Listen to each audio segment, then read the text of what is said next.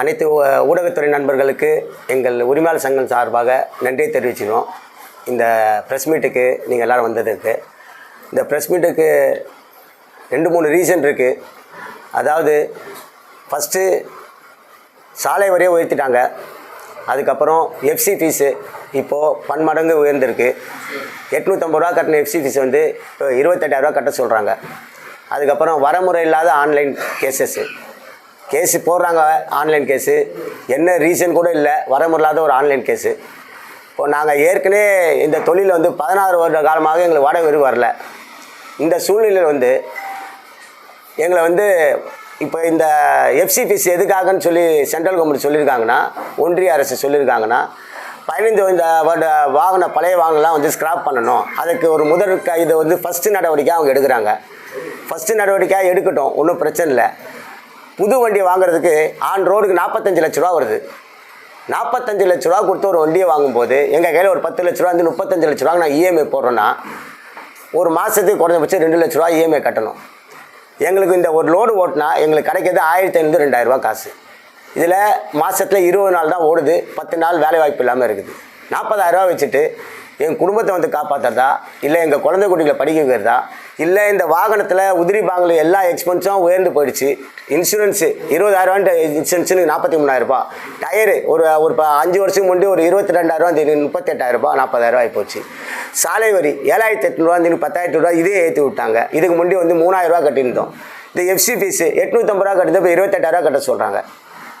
அதாவது government policy எடுத்துகிட்டு வராங்க, யாரும் வரவேற்கிறோம். பொல்யூஷன் வரக்கூடாது, ஸ்மோக் வரக்கூடாது, எல்லாமே சொல்கிறீங்க, எல்லாம் கரெக்டு. எங்களோட வாழ்வாதாரத்தை நீங்கள் அதுக்கு தகுந்தபடி மாற்றிருக்கீங்களா? இந்த ஒன்றிய அரசும் இந்த மாநில அரசும் சேர்ந்து எங்களோட வாழ்வாதாரத்தை எங்களை முன்னாடி கொண்டு வந்துட்டு அதுக்கப்புறம் நீங்கள் சொல்கிற சுகாதாரம் சாப்பாட்டுக்கே வழியில் எனக்கு நல்லா காற்று கிடச்சி மட்டும் நான் என்ன பண்ண போகிறேன்? எங்களுக்கு சாப்பிட்றதுக்கே வழி இல்லாதப்போ நல்ல சுத்தமான காற்றை கொடுத்து என்ன அப்புறம் வெறும் வயிற்றில் ஈரத்தனியாக கட்டி படுக்க முடியுனாங்க. இப்போது ஒரு வரமுறை இருக்கணும். அதாவது அந்த மாநில அரசையும் நான் கேட்குறது என்னென்னா, ஒன்றிய அரசு பாலிசியை இம்ப்ளிமெண்ட் பண்ணிட்டாங்க, அதனால் நாங்கள் இதை வந்து இம்ப்ளிமெண்ட் பண்ணுறோம், இதை உடனே அமல்படுத்துகிறோம். ஒரு அறிக்கையும் இல்லை, ஒரு முன்னாடி சர்க்குலர் எந்த சுற்றறிக்கையும் கிடையாது. ஒரு 850 ரூபாலேருந்து 28,000 ரூபா கட்ட வேண்டிய ஒரு இத்தனை பன்மடங்கு ஒரு உயர்வை ஏற்படுத்திட்டு ஒரு சங்கத்துக்கிட்டையும் எந்த உரிமையாளர்கிட்டையும் இல்லை எந்த ஒரு டிபார்ட்மெண்ட்லேருந்து எங்களுக்கு ஒரு சுற்றறிக்கை வரல. திடுதிப்புன்னு ஆன்லைனில் ஒரு 4 நாள் முன்னாடி ஆன்லைனில் வந்து 28,000 ரூபா கட்டணும், 18,000 ரூபா கட்டணும், 10 வருஷம் வாங்கலுக்கு 20 வருஷம் வாங்கலும் 28,000 ரூபா கட்டணும்னு சொல்லிட்டு உடனடியாக இதை அமுல்படுத்த வேண்டிய அவசியம் என்ன? அதாவது தமிழ்நாடு கவர்மெண்ட்டை கேட்குறது என்னன்னா, ஒன்றிய அரசு சொல்கிறது எல்லாத்தையும் நாங்கள் வந்து இம்ப்ளிமெண்ட் பண்ணுவோம் அப்படின்னு சொல்லிட்டு இது வரைக்கும் பண்ணியிருக்கீங்களா? உங்களுக்கு வேண்டாம்னா சட்டசபையில் தீர்மானம் போகிறீங்க, சுப்ரீம் கோர்ட் வரைக்கும் போகிறீங்க. ஏன் பணம் வர விஷயத்தில் மட்டும் ஒன்றிய அரசுக்கும் உங்களுக்கும் நல்ல டையப்பா? பணம் ஆதாயம் வருது தமிழ்நாடு கவர்மெண்ட்டுக்குன்னா ஒரு பேச்சு மூச்சு இல்லை, எதிர்ப்பு இல்லை, எதுவுமே இல்லை. யாரோ பாதிக்கப்படுறா, எங்களுக்கு வந்து கஜானாவில் பணம் வரணும்னு சொல்லிட்டு அப்போ மட்டும் ஒன்றிய அரசு உங்களுக்கு ஃப்ரெண்ட்ஸ் ஆகிட்டாங்களா? மாநில உரிமை காப்போன்றீங்க, மாநில மக்களுடைய வாழ்வாதாரத்தை உயர்த்துன்றீங்க, மாநில சுய உரிமைன்றீங்க. இதுதானா இந்த மாநில உரிமை காப்பாற்றுற அழகு? ஒரு இந்த 6 கோடி மக்களில் வந்து 1 கோடி மக்கள் வந்து இந்த டிரான்ஸ்போர்ட் தொழிலில் இருக்கிறாங்க.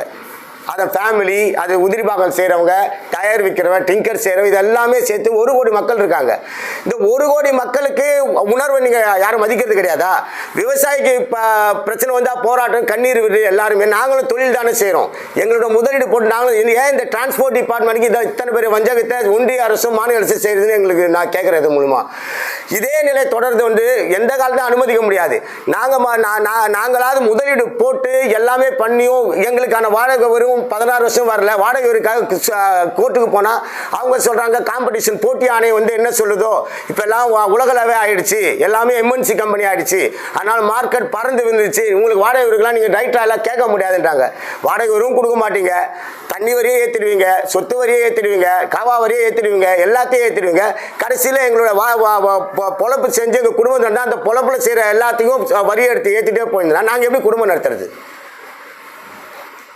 பணம் வர விஷயத்தில் மட்டும் தமிழ்நாடு அரசாங்கம் ஒன்றிய அரசோட ஒன்றி போவது ஏன்? இந்த கொஸ்டின் நாங்கள் கேட்குறோம். மற்ற கருத்துலையும் சித்தாந்தத்திலையும் நீங்கள் வேறுபடுறீங்க. ஆனால் பணம் வர விஷயத்தில், வரி வர விஷயத்தில் மட்டும் இப்போ ஒரு பேச்சு மிச்சம் இல்லாமல் இதை இம்ப்ளிமெண்ட் பண்ண வேண்டிய அவசியம் என்ன? உடனடியாக இம்ப்ளிமெண்ட் பண்ண வேண்டிய அவசியம் என்ன? ஏன் கருத்து கேட்போ இல்லை கலந்தாய்வு கூட்டமோ எதுவுமே நடத்தாமல் ஒரு சுற்றறிக்கை விடாமல் ஏன் இதை உடனடியாக இம்ப்ளிமெண்ட் பண்ணீங்க? பழைய வாகனங்களை ஸ்கிராப்பில் போடுன்றீங்க. 45 லட்ச ரூபா கொடுத்து வண்டி வாங்குற அளவுக்கு எங்களை வச்சிருக்கீங்களா? இந்த பொதுமக்களை, இந்த டிரான்ஸ்போர்ட் தொழிலில் இருக்க உரிமையாளர் நீங்கள் 45 லட்ச ரூபா கொடுத்து வண்டி வாங்கல எங்களை வச்சிருக்கீங்களா? நீங்கள் இந்த கவர்மெண்ட்டை கேட்குறேன், இந்த ஒன்றிய அரசை கேட்குறேன், மாநில அரசை கேட்குறேன். இன்னைக்கு நாங்கள் வச்சிருக்க வண்டி 15-20 லட்ச ரூபா வண்டி. இந்த 20 லட்ச ரூபா வண்டி இப்போ 15 வருஷம் ஆயிடுச்சு. நீ தூக்கி போடுன்னு சொன்னால் ஏதாவது மானியம் கொடுங்களா புது வண்டி வாங்குறதுக்கு? எதுவுமே கொடுக்க மாட்டீங்க, எதுவுமே செய்ய மாட்டாங்க. 45 லட்சம் எங்கேருந்து வரும்? இருக்கிறதும் பிடிங்கிட்டு போயிடுறீங்க. ஆன்லைன் கேஸு மாதத்துக்கு டார்கெட் கொடுக்குறாங்கன்றாங்க. கவர்மெண்ட் காவல்துறையை கேட்டால் கவர்மெண்ட் டார்கெட் கொடுத்துருக்காங்க, நாங்கள் என்னங்க பண்ணுறது அப்படின்னு சொல்லி கேட்குறாங்க. இதானா நம்ம அரசாங்கம் நடத்துகிற அழகு? இது எங்களுக்கு எந்த கட்சியும் கிடையாது. நாங்கள் வந்து வியாபாரம் செய்கிறவங்க. நாங்கள் தொழில் ரீதியான கூட்டமைப்பு எங்களுது. நாங்கள் தொழில் செஞ்சு பிழைக்கிறவங்க. எங்களுக்கு கட்சியோ அரசியலோ எதுவுமே எங்களுக்கு தேவை கிடையாது. ஆனால் நியாயம்ன்றது வேணும். இதே ஸ்டிக்கருக்கு இதுக்கு முன்னாடி ஒரு தலைவர் முருகன் வெங்கடாச்சலம்ன்றவர் போன ஆட்சியில் வந்து ஸ்பீட் கவர்னரில் ஊழல் நடக்குது, ஸ்டிக்கரில் ஊழல் நடக்குதுன்னு சொல்லிட்டு கத்திட்டு நிறைய போராட்டம்லாம் பண்ணிட்டு போயிட்டு ஆட்சி மாறிச்சு. ஆனால் காட்சி மாறல இது வரைக்கும். ஆட்சி மாறிச்சு, அதே ஸ்பீட் கவர்னர், அதே ஸ்டிக்கர் திரும்ப எங்கிட்ட வந்து பணம் பிடிங்கிருந்தாருங்களே தவிர ஒவ்வொருத்தரும் இந்த தொழிலில் என்ன ஒரு விஷயம்னா, பெரிய அரசியல் நடக்குதுன்னா சங்கத்தை சேர்ந்தவங்க வந்து அரசியல் கட்சியில் இருக்கிறாங்க. அரசியல் கட்சியில் இருக்கிறனால என்ன பண்ணுறாங்க, ஒரு அரசியல் கட்சி கவர்மெண்ட் ஆளுங்கட்சியில் இருந்தால் அவங்க எதை பண்ணாலும் அதை எதிர்த்து கேட்காம அதை அப்படியே பூசி மொழிப்பி விட்டுறாங்க. இங்கே இருக்க தோழமை அரசாங்கத்துக்கு ஆதரவு கொடுத்த தோழமை கட்சியிலும் நான் கேட்குறேன், ஒருத்தர் கூட வாய் திறக்காத அவசியம் என்ன? அப்போ இந்த டிரான்ஸ்போர்ட் 1 கோடி மக்கள் உங்களுக்கு தேவையில்லையா? அந்த 1 கோடி மக்களோட ஓட்டு உங்களுக்கு தேவையில்லையா? இந்த எலெக்ஷனில் இதை உடனடியாக 10 நாளுக்குள்ள திரும்ப இந்த எலெக்ஷனில் கண்டிப்பாக இதனுடைய ரியாக்ஷன் நீங்கள் பார்ப்பீங்க. எங்களுடைய டிரான்ஸ்போர்ட் டிபார்ட்மெண்ட் யாருமே வந்து ஒன்றிய அரசாக இருந்தாலும் சரி, ஆளும் அரசாக இருந்தாலும் சரி, மத்திய அரசாக இருந்தாலும் சரி, யாருக்கு நாங்கள் ஓட்டு போட மாட்டோம், நாங்கள் புறக்கணிப்போம்ன்ற தெரிவிச்சுக்கிறோம். நாங்கள் ஒரு தொழில் செய்யறதுக்கு ஒரு நேர்மை இருக்கு, ஒரு நியாயம் இருக்கு, எல்லாமே இருக்கு. வரி விதிக்கிறதுக்கு ஒரு மக்களிடம் புடுங்கிறதுக்கு ஒரு நியாய நீதி இருக்கு. நியாய நீதியுமே இல்லாம நீங்க நினைச்சதெல்லாம் எதிர்த்து கேட்க ஆள் இல்லாம உள்ளுக்குள்ளேயே சங்கத்துக்குள்ளேயே ஒரு கட்சி ஆளுங்களை வச்சுட்டு கடைசி வரைக்கும் உயர்த்தி விட்டுட்டீங்கன்னா நாங்க எப்படிங்க பொழப்பு நடத்த முடியும்? எங்க குடும்பம் இந்த பகுதியில் மட்டும் 50,000 பேர் இருக்காங்க. நம்ம வட சென்னை பகுதியில் மட்டும் இந்த டிரான்ஸ்போர்ட் தொழில் நம்பி 50,000 பேர் இருக்காங்க. இப்போ நாங்களாம் எங்க போறது? எங்க 800 ரூபாயிலேருந்து 1000 ரூபா ஆக்குனா பரவாயில்ல, 1500 28,000 ரூபா ஆக்குவாங்களாங்க யாராவது? ஸ்கிராப் பாலிசியை கொண்டு வரனா எங்களை முதல்ல வாழ்வாதாரத்துக்கு எங்களுக்கான வழியை செய்து வச்சு ஸ்கிராப் பாலிசியை கொண்டு வாங்க. 15 வருஷம் வண்டியை தூக்கி போடுன்னு சொல்கிறேன். அதுக்கு என்ன வாங்குறது? நீ என்ன பண்ண போற? ஏதாவது ஒரு ஸ்கீம் வச்சிருக்கீங்களா? இவங்களை இந்த 15 வருஷம் வண்டி இவங்களை தூக்கி போட்டால் இவங்களுக்கு வாழ்வாதாரம் என்ன? அடுத்தது இவங்க என்ன பண்ணுவாங்க? இவங்க குடும்பம் என்ன பண்ணுவாங்க? ஏதாவது இது அரசாங்கம் நினைக்குதா? மத்திய அரசாங்கத்தையும் கேட்குறேன், மாநில அரசாங்கத்தையும் கேட்குறேன். ஒரு விஷயம் உடனடியாக நீங்கள் தூக்கி போட்டணும், உடனடியாக போகணுன்னா வயசாகிடுச்சுன்னு சொல்லி எங்கள் அப்பா எடுத்துகிட்டு போய் ரோட்டில் விட்டுடலாமா? இல்லை எங்கள் அம்மாவுக்கு வயசாகிடுச்சுன்னு சொல்லி போய் ரோட்டில் விட்டுடலாமா? வயசானவங்க எல்லாருமே எங்கேயா கூட்டு அவங்களுக்கு ஏதாவது ஒரு காப்பகம் மாதிரி அமைச்சு கொடுத்துறீங்களா? அதே மாதிரி தான் எங்கள் வண்டியும் வயசானாலும் இன்ஜின் தான் நாங்கள் புதுப்பிச்சுன்னு தான் இருக்கிறோம். இன்ஜினை ஒவ்வொரு வருஷத்துக்கும் நாங்கள் எஃப்சிஎஃப் புதுப்பிச்சுன்னு தான் இருக்கிறோம். இன்ஜினில் ஸ்மோக் வரதா, இந்த வண்டியிலோட புது வண்டியாக இருந்தாலும் ஸ்மோக் வரதா செய்யும். நீங்கள் அதிக பாரம் ஏற்றுமே எல்லாத்தையும் ஸ்மோக் வரதா, ரோடு சரியில்லை ஸ்மோக் வரதா செய்யும்.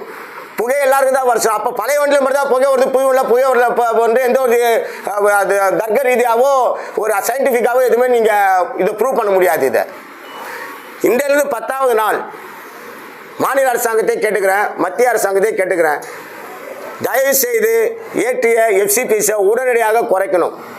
சாலை வரி ஏற்றுவதுக்கு பிளான் போட்டிங்கன்னா அதையே நீங்கள் வந்து உடனடியாக திரும்ப பெறணும். ஆன்லைன் கேஸுக்கு ஒரு வரமுறைப்படுத்தணும்.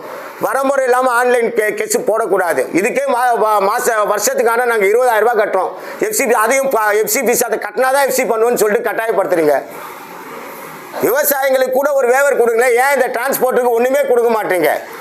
எங்களுக்கு மானியமும் கிடையாது, இழப்பீடும் கிடையாது, எதுவுமே கிடையாது. ஆனால் வரியை மட்டும் ஏற்றிட்டே போவீங்களா நீங்கள்? இந்த 1 கோடி மக்கள் வந்து கண்டிப்பாக இதனுடைய விளைவு வந்து உங்களுக்கு எலெக்ஷனில் தெரியும். அதுக்கு முன்னாடி நீங்கள் தயவுசெய்து இந்த திரும்ப பெற்றுள்ளது எஃப்சி ஏற்றினதை மத்திய அரசாங்கம் சொன்னாலும் அழுத்தம் கொடுத்தாலும் மாநில உரிமை, மாநில மக்கள் உரிமை இந்த தமிழ்நாடு அரசாங்கம் காப்பாற்றணும். எங்களுடைய டிரான்ஸ்போர்ட் உரிமையை இந்த தமிழ்நாடு அரசாங்கம் காப்பாற்றணும். இதை காப்பாற்ற தவறினால் இங்கிருந்து 10வது நாட்களுக்குள் திரும்ப பெற வேண்டும்.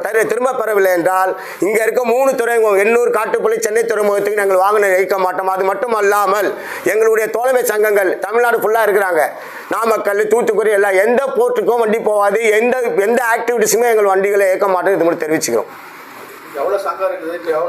இதை பொறுத்த வரைக்கும் இது வந்து வேற விஷயம் கிடையாது. கருத்து இது எல்லாருமே கருத்து ஒன்றிதான் இருக்கணும். எல்லாம் ஒத்துமையா இருக்கும். எல்லாருமே கலந்துப்பாங்க. ஒரு ஓனரும் கலந்துப்பாங்க. ஒரு ஓனருடைய ஃபேமிலி ரோட்ல வந்து நிற்கும் போராட்டத்துக்கு. நீங்க இல்ல மத்திய அரசாங்கம் ஏத்திடுச்சுன்னு சொல்றீங்களே, இப்போ மத்திய அரசாங்கத்தினுடைய போர்ட்டு தான் 3 போர்ட்டும். அந்த 3 போர்ட்டும் நாங்கள் வாகனம் இயக்க மாட்டோம்னு சொல்லி நாங்கள் ஸ்ட்ரைக் பண்ணும்போது தயவுசெய்து மாநில அரசாங்கத்தில் இந்த காவல்துறையை வச்சு 200-300 காவல்துறையை வச்சுட்டு அடக்குமுறையை கையாளாதீங்க. அப்போது நீங்கள் மத்திய அரசாங்கம் கூட்டு சேர்ந்து தான் எங்களை இந்த மாதிரி வரி விதிக்கிறீங்களா அப்படின்ற ஒரு எண்ணம் தான் எங்களுக்கு வருது. உடனடியாக சொல்கிறேன், மத்திய அரசாங்கமாக இருந்தாலும் சரி, இந்த ஸ்கிராப் பாலிசியை உடனடியாக திரும்ப பெறணும். எங்கே எங்களுக்கு வாழ்வாதாரம் இருக்குது? நீ வண்டியை தூக்கி ரோட்டில் போட்டு ஸ்கிராப்பில் போட்டு சொல்கிறதுக்கு என்ன உங்களுக்கு அதிகாரம் இருக்குது? என்ன ஒரு நிர்ணயம் பண்ணி வச்சுன்னா வாடகை நிர்ணயம் பண்ணி வச்சுருக்கீங்களா? இல்லை இங்கே இருக்க எம்என்சி கம்பெனி மட்டும் வெளிநாட்டிலேருந்து வெளி மாநிலத்தில் வந்து பிழைக்கிறாங்க. எங்கள் உள்ளூர்லேருந்து எங்களால் பிழைக்கவே முடியல. அவங்களுக்கு வாழ்வாதாரம் ஏற்படுத்தி கொடுக்குறதா, எம்என்சி கம்பெனிக்கு வாழ்வாதாரம் ஏற்படுத்தி கொடுத்தா இந்த அரசாங்கத்தினுடைய மாநில அரசாங்கம் மத்திய பொறுப்பாகவே இருக்குதா? எங்களை மாதிரி ஏழை சிறுதொழில் செய்கிறவங்களுக்கு இது அரசாங்கத்தோட சப்போர்ட்டே கிடைக்காதா? அப்போது நாங்கள் மனு, அதாவது எங்களுடைய சங்கங்கள் நாமக்கல் ஒரு அசோசியேஷன் மற்றும் இன்னொரு அசோசியேஷனு மனு ஆணையர்கிட்ட கொடுத்துருக்காங்க, கமிஷனர்கிட்ட. டிரான்ஸ்போர்ட் மினிஸ்டர் திரு மூர்த்தி சார் அவரை போய் ஒரு சங்கம் போய் பார்த்துருக்காங்க. ஆனால் பார்த்தாலும் எங்களுக்கு ஒரு விஷயம் என்னென்னா, இந்த மீடியாங்க தான் கொண்டு போகணும். எங்களுக்கு மீடியா தான் உறுதுணை, உங்களை தான் நாங்கள் நம்புகிறோம். ஏன்னா கோரிக்கை மனு கொடுத்து எங்களுக்கு கை தான் ஊஞ்சி போச்சு, கை ரேகை தேஞ்சு போச்சு. கோரிக்கை மனுவால் இது தீரவே தீர. அந்த ஊடகம் தான் இதை மாதிரி எங்களுடைய நிலைமை எடுத்து சொல்லி எங்களுடைய குடும்பத்தை நீங்கள் கருத்தில் கொண்டு இதை நீங்கள் பெருசாக இதை வந்து முன்னெடுத்துட்டு போகணும்னு கேட்டுக்கிறேங்க.